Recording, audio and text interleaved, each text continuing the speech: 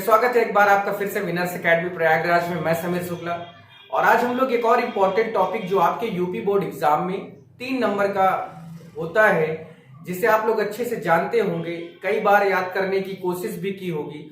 अगर आप बार बार भूल जा रहे हैं, बार बार परेशानी हो रही कि मैं कितना याद करूं, कहां तक याद करूं, कौन कौन सा याद करूं, तो वो सारी समस्या से आज छुटकारा आपको मैं दिला दूंगा।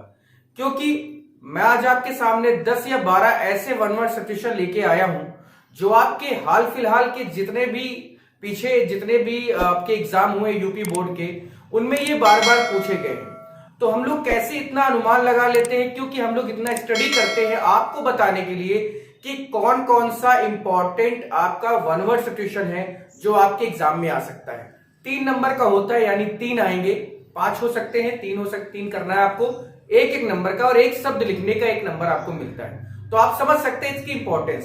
तो आप परेशान ना हो, हम आपके साथ हैं और बस आपको कुछ नहीं करना, ये वीडियो पूरा वॉच करना है। अभी आप देखें 7 लिखा हुआ है, जस्ट मैं 5 या 7 और बताऊंगा जो आपके एग्जाम के लिए बहुत इंपॉर्टेंट है।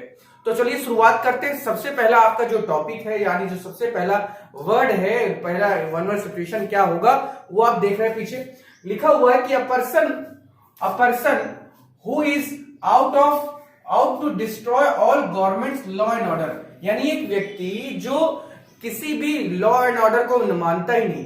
कोई भी आदेश अगर सरकार की तरफ से आता है, प्रशासन की तरफ से आता है, लेकिन वो उसको फॉलो नहीं करता, जस्ट उसका अपोजिट करता है, यानी उल्टा करता है। ऐसे लोग क्या होते हैं, इनको अराजक कहा जाता है।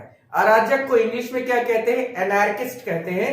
तो इसको अगर हम लोग लिखना चाहे तो यहाँ पर आराम से हम लोग लिख भी सकते हैं कि इसको क्या कहा जाता है, एनार्किस्ट, ANARCHIST। एनार्किस्ट मीन्स होता है अराजक।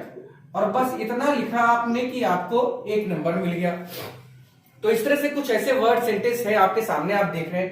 दूसरा है one who does not believe in the existence of God. एक व्यक्ति जो भगवान है, यानी एक व्यक्ति जो भगवान के होने पर विश्वास ही नहीं करता कि भगवान है। जैसे कबीर जी थे, कबीरदास थे, है ना, ये लोग भगवान पर विश्वास नहीं करते थे। इनका अपने कबीर पंथी लोग अलग होते हैं, ठीक है, वो कर्म पर विश्वास करते, भगवान से उनको ज्यादा मतलब नहीं।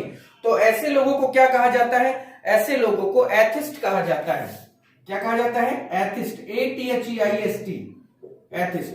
अब आपको मैं थोड़ा सा यहां पर बता देता हूं कि ये जो ए का मतलब होता है ना, वैसे तो सभी शब्दों में नहीं, लेकिन आप ज्यादा से ज्यादा शब्दों में देखेंगे तो ए का जो मतलब होता है हमेशा निगेटिव देता है, यानी जस्ट उल्टा करने का काम करता है। अब जैसे नार्किस्ट यहां पर या आर्किस्ट कर सकते थे, तो वो मानने वाले का था, नहीं मानने वाले को अनार्किस्ट कहा। उसी तरह से एथिस्ट जो है वो ना मानने वाले का है, और इसी में से अगर ए हटा दो तो मानने वाली बात आ जाएगी, यानी थेइस्ट। तो एथिस्ट का मतलब होता है नास्तिक, एथिस्ट का मतलब होता है नास्तिक, जबकि जो मानते हैं, अगर यहां पर होता है one who believes in the existence of God, does not हटा दिया जाए तो वहां पर ए को हटाना होगा। तो ए का मतलब यहां पर नेगेटिव से लेके चल रहे हैं हम। तो आपको ये ध्यान रखना है, ये एक ट्रिक है, इसको आप समझ लीजिए अच्छे से। नेक्स्ट हमारा है कि a person who is fond of fishing, यानी एक व्यक्ति जो मछली मारने का क्या होता है, बड़ा शौकीन होता है। जो मछली मारने के लिए, वैसे सबसे खाली आदमी वही होता है जो मछली पकड़ने का इंतजार करता रहता है कि कब मछली आएगी, कब उसमें फंसेगी, कब मैं निकालूं। इतना खाली आदमी अपनी जिंदगी में आप नहीं देखेंगे कि आप कभी उस चीज को देखिए, लेकिन कुछ लोगों का ये शौक होता है, तो इसको एंगलर कहते हैं हम लोग। क्या कहते हैं इसको, एंगलर, यानी मछली पकड़ने वाले को क्या कहा जाता है, एंगलर कहा जाता है, मछेरा कहा जाता है। वन हु लव्स बुक्स, एक आदमी जो किताबों से प्यार करता है। तो देखिए बुक्स को हम लोग रूट वर्ड में बिब्लियो कहते हैं। क्या कहते हैं, बिब्लियो। और जब प्यार करने यानी बुक्स को पसंद करने या प्यार करने की बात आती है तो PHILE करते हैं। तो बिब्लियोफिल या बिब्लियोफाइल, तो इसको क्या कहा जाता है, इसको क्या पढ़ते हैं, यानी इसको हम पढ़ते हैं ये किताब प्रेमी या पुस्तक प्रेमी, किताबी कीड़ा, इसको यही कहा जाता है। तो बिब्लियो को रूट वर्ड में अगर हम मानते हैं तो बिब्लियो होता है वो बुक का ही एक रूट वर्ड होता है, एक यानी मूल शब्द होता है, ठीक है। तो बिब्लियोफाइल। उसके बाद हमारा है the life of a man, यहां पर द लाइफ हिस्ट्री होना चाहिए था, कि the life history of a man written by someone else. देखिए जब खुद लिखी जाती है ना, जब खुद लिखी जाती है तो वो बायोग्राफी होती है। सॉरी, यहाँ पर यहाँ उल्टा हो गया थोड़ा सा, कि यहाँ पर क्या है कि जब भी कोई आदमी लिखता है तो वो ऑटोबायोग्राफी होती है, और जब कोई दूसरा लिखता है तो वो बायोग्राफी होती है, वो बायोग्राफी होती है। अब जैसे हम लोग जीवनी याद करते हैं ना, तो जीवनी हमने नहीं लिखा ना तो कबीर दास ने खुद अपने बारे में लिखा, वो जो हम लोग याद करते हैं वो एक बायोग्राफी होती है। जबकि अगर वो खुद लिखे होते, कोई व्यक्ति अपनी जिंदगी के बारे में लिखता, जैसे सचिन तेंदुलकर ने अपने बारे में किताब लिखी, तो वो ऑटोबायोग्राफी हो जाता है। उसे क्या कहते हैं? ऑटोबायोग्राफी कहा जाता है। तो याद आपको रखना है बस, इसको हम लोग हिंदी में जीवनी कहते हैं, ठीक है, और उसको आत्मकथा कहते हैं। ऑटोबायोग्राफी को आत्मकथा, बायो मीन्स जीवन होता है। देखिए, बायो मीन्स होता है जीवन, और ग्राफ मीन्स होता है लिखना। ग्राफी की बात नहीं कर रहा हूं मैं, ग्राफ की बात कर रहा हूं। तो जीवन के बारे में लिखना ही बायोग्राफी कहलाता है। नेक्स्ट हमारा है अ पर्सन हु स्टडीज प्लांट्स, यानी एक व्यक्ति जो पेड़ पौधों के बारे में क्या करता हो? अध्ययन करता हो। तो देखिए, बॉटनी तो हो गया जिस पर अध्ययन किया जाता है, और अध्ययन करने वाले को बॉटनिस्ट कहा जाता है, NIST।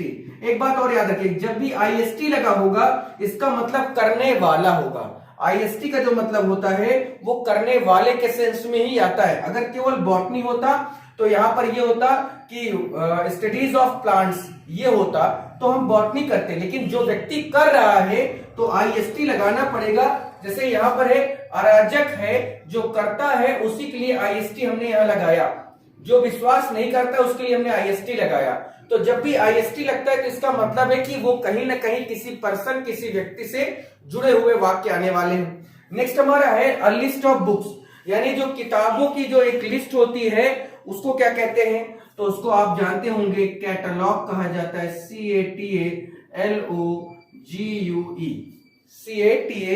CATALOGUE, कैटलॉग मीन्स होता है सूची, है ना।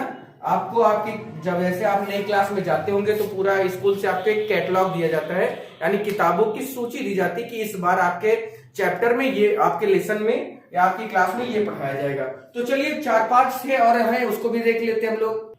चलिए 8वां नंबर हमारा है person who does something wrong, यानी एक व्यक्ति अगर कोई गलत करता है, कुछ गलत कर जाता है तो उसे क्या कहा जाता है ना? A person who does something wrong या a person who has done something wrong. यहां पर थोड़ा सा ऐसा ही था कि who has done something wrong, तो उसको क्या कहा जाता है? जब कोई व्यक्ति अपराध करता है, अपराध की श्रेणी में आने वाली चीज को हम लोग क्या कहते हैं? कॉन्विक्ट कहते हैं।